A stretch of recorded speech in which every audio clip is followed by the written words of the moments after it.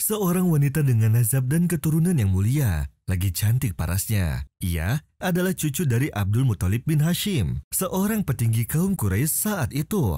Ia juga adalah anak dari bibinya Rasulullah Shallallahu Alaihi Wasallam. Pernikahannya sebelum dengan Nabi Shallallahu Alaihi Wasallam terdapat hikmah yang besar, juga sebab turunnya syariat ilahi sampai datang ayat-ayat yang berkenaan dengan itu.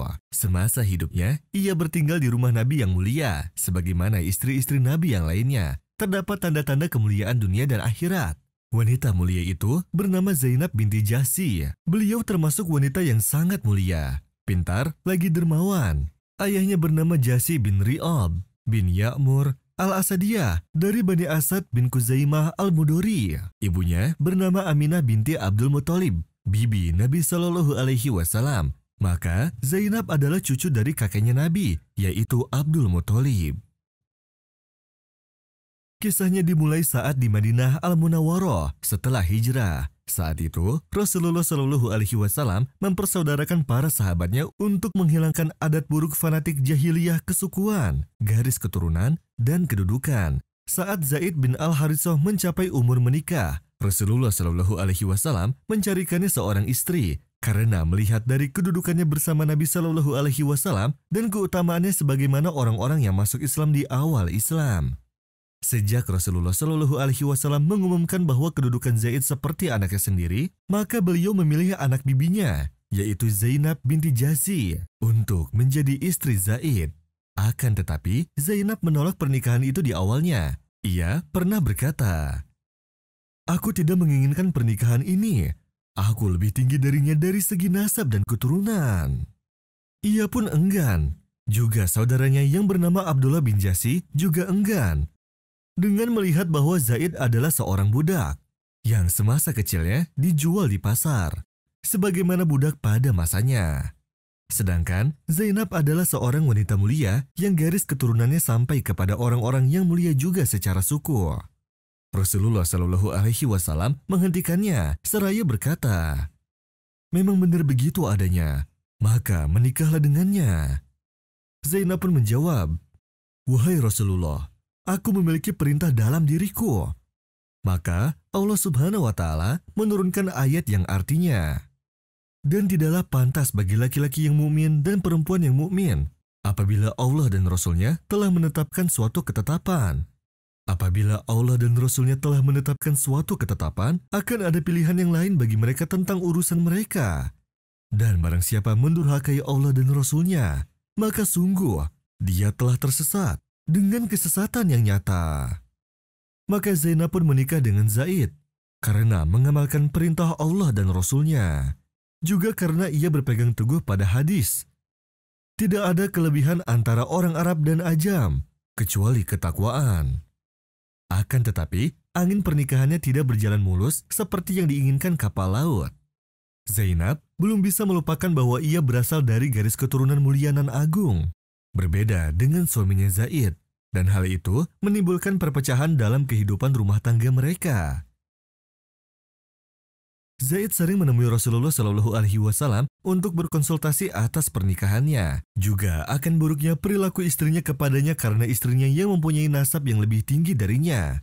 Istrinya kerap berbicara keras padanya akan masalah keturunan. Namun Rasulullah Shallallahu Alaihi Wasallam menasehatinya untuk lebih bersabar lagi. Padahal Rasulullah Shallallahu Alaihi Wasallam sudah mengetahui hal tersebut karena malaikat Jibril alaihi salam pernah menemui beliau dan menyampaikan bahwa Zainab akan menjadi istrinya kelak. Yang mana pada saat itu Rasulullah Shallallahu Alaihi Wasallam terkejut dan bertanya-tanya, "Bagaimana bisa aku menikahi istri anakku sendiri? Padahal itu adalah haram." Rasulullah Shallallahu Alaihi Wasallam pun menyimpan hal ini dan sering menasihati Zaid sewaktu ia mengunjunginya dengan ayat, "Pertahankanlah terus istrimu dan bertakwalah kepada Allah." Keadaan ini terus berlanjut hingga 1 tahun atau lebih, hingga tiba saat Zaid sudah enggan untuk hidup bersama wanita yang tidak menyukainya. Perceraian pun terjadi. Setelah beberapa bulan dari perceraiannya dan setelah Zainab habis dari masa iddahnya, suatu hal yang mengejutkan terjadi, yaitu Rasulullah Shallallahu Alaihi Wasallam meminta Zaid untuk melamarkan Rasulullah Shallallahu Alaihi Wasallam. yaitu Rasulullah Shallallahu Alaihi Wasallam meminta Zaid untuk melamarkan Rasulullah Shallallahu Alaihi Wasallam. Rasulullah pun bersabda, "Lamarkanlah ia untukku." Zaid pun pergi untuk menemui Zainab. Ia melihat Zainab sedang menggiling gandum. Saat Zaid melihatnya, tiba-tiba hatinya terasa sangat berat. Ia pun tidak mampu untuk melihatnya. Ia pun membelakangi pintu rumah Zainab. Dan demi menunaikan perintah Rasulullah Shallallahu Alaihi Wasallam, ia pun berkata kepada Zainab, "Wahai Zainab, aku diutus oleh Rasulullah Shallallahu Alaihi Wasallam untuk menyampaikan lamarannya padamu." Zainab belum menjawab dengan jawaban yang jelas. Namun, ia tetap berkata, "Aku tidak akan melakukan apapun sampai tiba perintah dari Tuhanku." Zainab pun sholat dan beristiqoroh kepada Allah, seraya meminta untuk dibukakan jalan terbaik untuknya. Malaikat Jibril alaihi salam datang kepada Rasulullah Shallallahu Alaihi Wasallam dengan sebuah wahyu yang menceritakan kisah ini secara sempurna, yang artinya, "Dan ingatlah, ketika engkau berkata kepada orang yang telah diberi nikmat oleh Allah, dan engkau juga telah memberi nikmat kepadanya, pertahankanlah terus istrimu, dan bertakwalah kepada Allah, sedang engkau menyembunyikan di dalam hatimu apa yang akan ditampakkan oleh Allah, dan engkau takut kepada manusia, padahal Allah lebih berhak engkau takuti. Maka ketika Zawj telah mengakhiri keperluan terhadap istrinya, kami nikahkan engkau dengan dia, yaitu Zainab, agar tidak ada keberatan bagi orang mukmin untuk menikahi istri-istri anak-anak angkat mereka. Apabila anak-anak angkat itu telah menyelesaikan keperluannya terhadap istrinya, dan ketetapan Allah itu pasti terjadi." Para ahli tafsir hingga para orientalis berhenti sejenak dalam merenungi ayat yang ditujukan kepada Rasulullah Shallallahu Alaihi Wasallam, yang artinya, "Sedang engkau menyembunyikan di dalam hatimu apa yang akan ditampakkan oleh Allah, dan engkau takut kepada manusia, padahal Allah lebih berhak engkau takuti." Sebagian ahli tafsir menafsirkan bahwa Nabi Shallallahu Alaihi Wasallam menyuruh kepada Zaid untuk menahan istrinya, padahal Nabi menginginkan mereka bercerai, karena beliau jatuh cinta kepada Zainab. Akan tetapi, ahli tafsir yang lain menolak penafsiran salah ini yang tidak mencirikan akan mulianya akhlak Nabi Shallallahu Alaihi Wasallam. Mereka pun menafsirkan bahwa sesungguhnya Allah Subhanahu wa Ta'ala telah memberitahu beliau bahwa Zainab akan menjadi istrinya. Saat Zaid berkonsultasi pada beliau menjawab dengan ayat yang artinya, "Pertahankanlah terus istrimu dan bertakwalah kepada Allah," karena beliau takut orang-orang akan berkata bahwa beliau menikahi istri anaknya sendiri dalam kutip dengan adopsi, sedangkan Allah Subhanahu wa Ta'ala menyuruh beliau untuk menikahinya. Dan memberi petunjuk bahwa beliau berhak untuk menikahi Zainab. Karena sebab ini, Rasulullah Shallallahu Alaihi Wasallam menyembunyikan perihal tersebut dalam dirinya, yakni perihal perintah Allah untuk menikahi Zainab binti Jahsy setelah diceraikan oleh Zaid bin Haritsah, dan bukan karena sebab yang lain.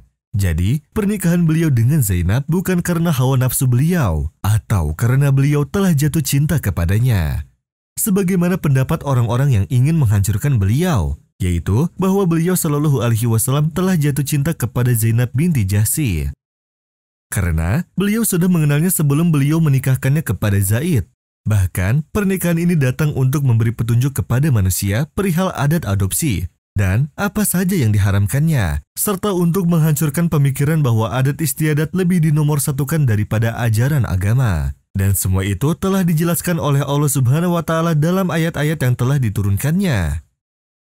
Sayyidah Zainab binti Jahsy masuk ke dalam rumah Nabi Shallallahu Alaihi Wasallam pada tahun 5 Hijriah. Diriwayatkan dari Sabit dari Anas radhiyallahu anhu yang berkata, "Aku tidak pernah melihat Rasulullah Shallallahu Alaihi Wasallam mewalimahkan istrinya seperti beliau mewalimahkan Zainab."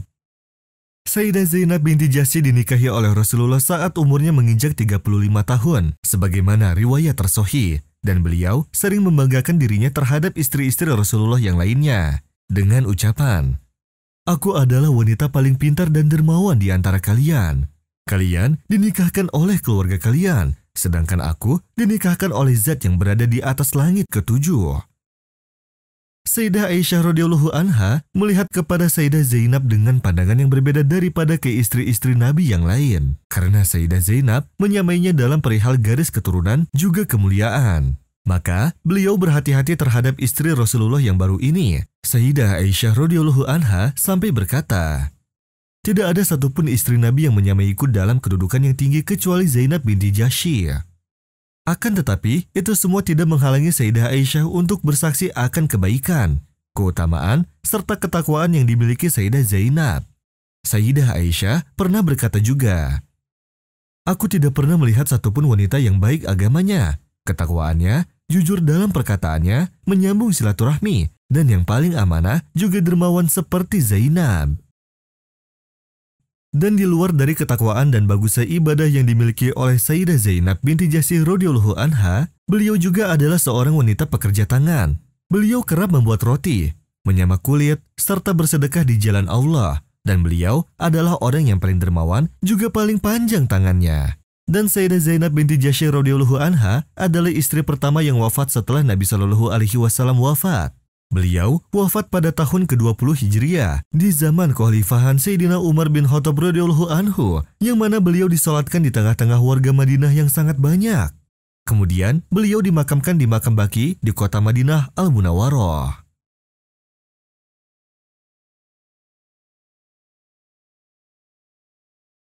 Jalan hijrah Rasulullah Shallallahu Alaihi Wasallam ke Madinah penuh dengan kesulitan dan bahaya. Penuh dengan pengejaran orang-orang musyrik Quraisy dan pengejaran mereka terhadap Rasul mulia. Sejarah mengungkapkan bahwa Rasul singgah ke sebuah tempat kemah bersama para sahabatnya dan mereka mendapatkan sambutan yang baik. Dia adalah Ummu Ma'bad Al-Badawiyah yang telah memberikan pelajaran dalam akurasi sifat dan kefasihan serta terperinci sifat-sifat Rasulullah yang diturunkan Ummu Ma'bad, yang mana tenda tersebut telah disinggahi oleh Nabi hingga menjadi pusat referensi dalam sejarah. Dia adalah Atikah binti Khalid bin Hulaif bin Ka'ab bin Kuza'ah, dan suaminya adalah sepupu pamannya Tamim bin Abdul Uzza al-Khuzai. Mereka terkenal dengan sebutan Ummu Ma'bad dan sebutan Abi Ma'bad. Dari banyaknya penduduk yang menyembah berhala, keberadaan Islam seakan membuat mereka terganggu. Sejak Nabi Muhammad SAW menyebarkan ajaran Islam di Mekah, banyak sekali pertentangan dan pertikaian yang terjadi. Namun, keberadaan Nabi Muhammad SAW selaku penyebar ajaran Allah Subhanahu wa Ta'ala malah membuat kerajaan kaum Quraisy jengkel, sebab tak sedikit dari penganutnya berpindah ke ajaran Islam yang disebarkan oleh Nabi Muhammad SAW. Singkat cerita, tekanan dari kafir Quraisy semakin gencar hingga penyebaran agama Islam di Mekah yang sudah berlangsung selama 12 tahun itu pun harus membuat Nabi Muhammad SAW berhijrah. Kerajaan kaum Quraisy telah berniat untuk membunuh Nabi Muhammad SAW beserta para sahabatnya yang telah masuk Islam. Untuk menghindari itu, berhijrahlah Nabi Muhammad SAW bersama Abu Bakar, Amir bin Fahira, dan seorang penunjuk jalan bernama Abdullah bin Uraikid dari Mekah menuju Madinah. Dalam perjalanan mereka ke Madinah, para rombongan melihat sebuah kemah dan seorang wanita tua yang sedang duduk di dekat kemahnya di wilayah Qudaid, antara Mekah dan Madinah. Saat itu, Ummu Ma'bad sedang duduk di dekat kemahnya. Lantaran perbekalan yang minim, rombongan Rasulullah pun singgah di kemah Ummu Ma'bad. Rasulullah dan sahabatnya ingin membeli daging dan kurma dari Ummu Ma'bad. Namun, mereka tidak mendapatkan apa-apa. Saat itu, wilayah Qudaid sedang didera musim paceklik. Lalu Rasulullah melihat seekor kambing yang ada di dekat kemah Ummu Ma'bad. Rasulullah pun bertanya, "Kambing betina apa ini, wahai Ummu Ma'bad?" Ummu Ma'bad menjawab, "Kambing betina tua yang sudah ditinggalkan oleh kambing jantan." Rasulullah kembali bertanya, "Apakah ia masih mengeluarkan air susu?" Ummu Ma'bad menjawab, "Bahkan ia tidak mengandung air susu sama sekali." Lalu Rasulullah meminta izin, "Bolehkah aku memerah air susunya?" Ummu Ma'bad pun menjawab, "Jika engkau merasa bisa memerahnya, maka silahkan lakukan." Nabi Muhammad SAW pun mengambil kambing tersebut dan tangannya mengusap kantong susunya dengan menyebut nama Allah dan mendoakan Ummu Ma'bad pada kambingnya tersebut. Tiba-tiba, kambing itu membuka kedua kakinya dan keluarlah air susu dengan derasnya. Kemudian Rasulullah meminta sebuah wadah yang besar, lalu beliau memerasnya sehingga penuh. Beliau memberi minum kepada Ummu Ma'bad hingga ia puas. Lalu beliau memberi minum rombongannya hingga mereka pun puas. Setelah itu, beliau pun minum. Beliau kemudian memerah susu untuk kedua kalinya hingga wadah tersebut kembali penuh. Lalu susu itu ditinggalkan di tempat Ummu Ma'bad dan beliau pun membaiatnya. Setelah itu rombongan pun berlalu. Tak lama, datanglah suami Ummu Ma'bad dengan menggiring kambing yang kurus kering, berjalan sempoyongan karena lemahnya. Setelah melihat susu, ia bertanya keheranan. "Dari mana air susu ini, wahai Ummu Ma'bad? Padahal kambing ini sudah lama tidak hamil dan kita pun tidak memiliki persediaan susu di rumah." Ummu Ma'bad menjawab, "Demi Allah, bukan karena itu semua. Sesungguhnya seseorang yang penuh berkah telah melewati rumah kita. Sifatnya begini dan begitu." Abu Ma'bad berkata, "Ceritakanlah kepadaku tentangnya, wahai Ummu Ma'bad."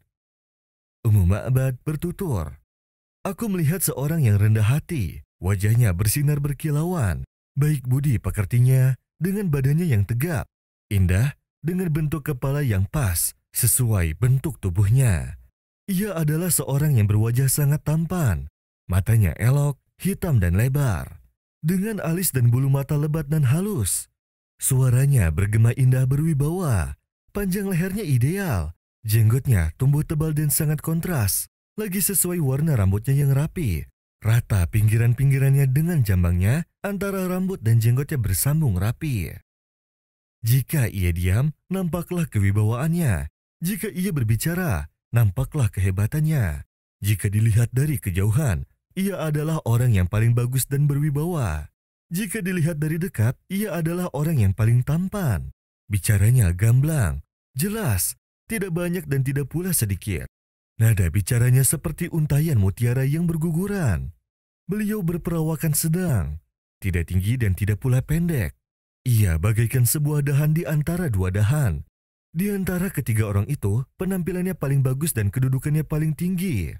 Ia memiliki banyak teman yang mengelilinginya. Jika ia berbicara, maka yang lain pun mendengarkannya. Jika ia memerintah, maka mereka segera melaksanakannya. Ia adalah orang yang ditaati, tidak cemberut, dan bicaranya tidak sembarangan." Abu Ma'bad berkata, "Demi Allah, ini adalah seorang dari Quraisy yang sedang diperbincangkan di kalangan kami di kota Mekah. Aku ingin menjadi sahabatnya. Sungguh, aku akan melakukannya jika aku bisa menemukan jalan untuk mendapatkannya." Sungguh terperinci sifat-sifat Rasulullah yang dituturkan Ummu Ma'bad. Kisah Ummu Ma'bad sangat masyhur, diriwayatkan dari banyak jalan yang saling menguatkan satu dengan lainnya. Adapun orang Quraisy, mereka tahu arah Rasulullah. Jadi, mereka mengirim seseorang ke Ummu Ma'bad dan bertanya kepadanya, "Apakah Muhammad telah melewatimu?" Lalu dia menjawab dengan kefasihannya, "Aku tidak tahu apa yang engkau katakan, tetapi ada seorang pemerah domba yang bertamu kepadaku." Lalu Nabi pun tiba di Madinah dengan selamat bersama sahabatnya Abu Bakar As-Siddiq. Lalu, Ummu Ma'bad masuk Islam bersama suaminya dan mereka pindah ke Madinah serta menyempurnakan Islam mereka. Dan pada tahun ke-23 Hijriah, Khalifah memberi wewenang kepada Ummahatul Mukminin untuk menunaikan haji untuk pertama kalinya setelah wafatnya Nabi Shallallahu Alaihi Wasallam. Perjalanan para jamaah berangkat dari Qudait tempat tinggal Ummu Ma'bad yang dipimpin oleh Khalifah Utsman bin Affan dan Abdurrahman bin Auf radhiyallahu anhuma. Dan Ummu Ma'bad radhiyallahu anha hidup sampai zaman Utsman bin Affan. Adapun tentang kefasihannya dalam mensifati tentang Rasul sudah terjaga dalam buku-buku sejarah dan biografi berabad-abad setelah kepergiannya. Dan dikatakan kepada Ma'bad, "Apakah engkau tidak tahu bahwa ada seorang wanita yang tatapan matanya lebih tajam dan lebih menyembuhkan daripada tatapan laki-laki yang memandang laki-laki?" Dan dikatakan bahwa Ali bin Abi Thalib, Imamul Balaghah wal Bayan, pernah ditanya, "Apa sifat yang paling fasih dan paling informatif untuk mensifati tentang Rasulullah Shallallahu Alaihi Wasallam?" Dia berkata, "Apa yang disebutkan oleh Ummu Ma'bad Al-Huzaiyah." Dan tidak mengherankan bahwa dia adalah Ummu Ma'bad, seorang wanita yang unggul di atas laki-laki dalam akurasi dan kehalusan mensifati tentang Nabi. Ia telah melihat karakter dan akhlak Rasul dalam mensifati beliau, yang mana belum pernah ada yang bisa membandingkannya dalam mensifati Rasulullah Shallallahu Alaihi Wasallam.